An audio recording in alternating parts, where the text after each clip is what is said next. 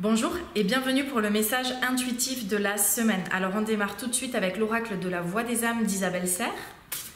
Le message intuitif, c'est ta guidance, ta boussole qui t'accompagne tout au long de la semaine pour te donner des éclairages, pour t'aider avec des prises de conscience ou tout simplement venir semer des graines. Alors on démarre avec une première carte. Le message pour toi maintenant. Ce n'est pas moi. Alors, qu'est-ce que ça te signifie ce message? C'est tout simplement qu'il y a peut-être des situations où tu as l'impression que ce n'est pas ta faute, que tu ne vas pas forcément être responsable de ce qui t'arrive, mais plutôt être dans la version de « je subis, ce n'est pas moi, pourquoi il m'arrive ça ?» Enfin, tu vois, tout ce genre de processus. Et en fait, ça te demande de reprendre ta responsabilité et de changer de regard par rapport à une ou des situations. Parce que même par rapport à une situation ou à un aspect de ta vie, il peut y avoir vraiment plusieurs scènes qui se manifestent. On te demande de reprendre ton pouvoir par rapport à ça. Qu'est-ce que ça veut dire reprendre ton pouvoir ou ta responsabilité? Ça veut dire quel rôle moi je joue dans ce jeu-là? Qu'est-ce qui fait que j'en suis arrivée là? Et finalement, au lieu d'être dans l'accusation de l'autre, de subir moi-même cette situation, je regarde comment moi-même j'ai pu la créer. Et finalement, ça me permet de sortir du jeu.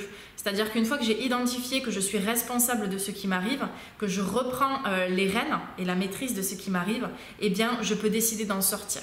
Et lorsque je me rends compte vraiment de ça, c'est comme si je tombais dans le bocal et que j'étais enfermée dans une scène et dans un jeu.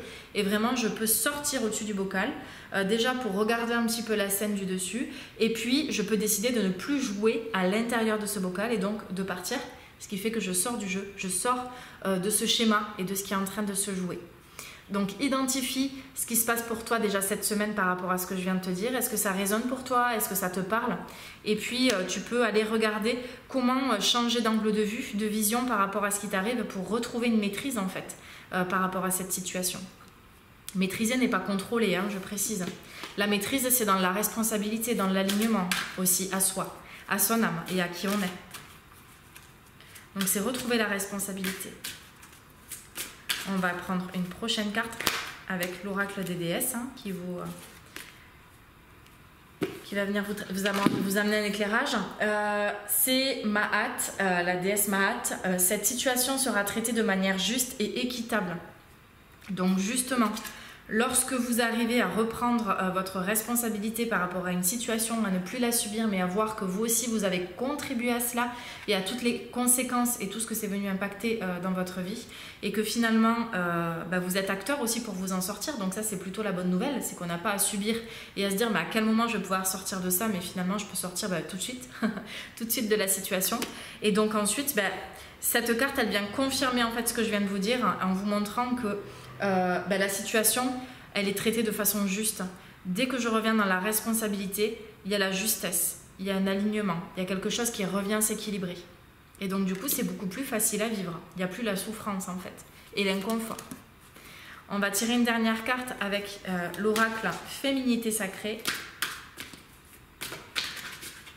Le message pour vous maintenant et le message.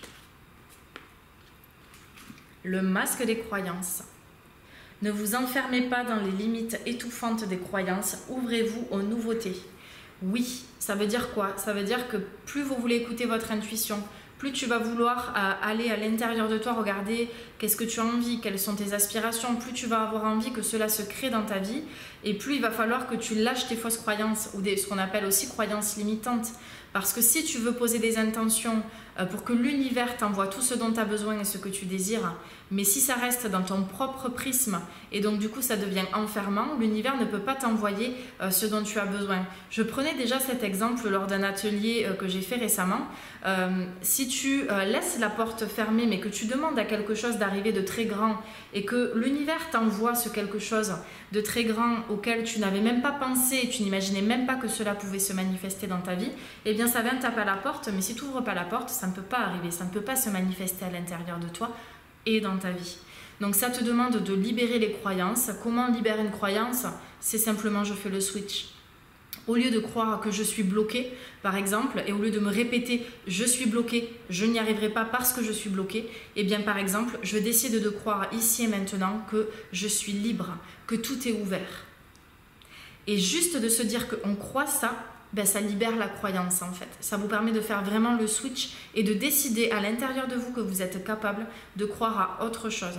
Votre croyance, elle crée votre réalité. Donc si vous décidez de croire quelque chose, ça se crée, ça se manifeste. Donc à vous de jouer. Croyez quelque chose d'autre. Croyez le nouveau. Croyez en l'ouverture. Croyez en l'amour, en la bienveillance, en la liberté. Et tout ça peut se manifester dans votre vie. Je te souhaite en tout cas une très belle semaine et je te dis à la semaine prochaine pour un nouveau message intuitif. Namasté!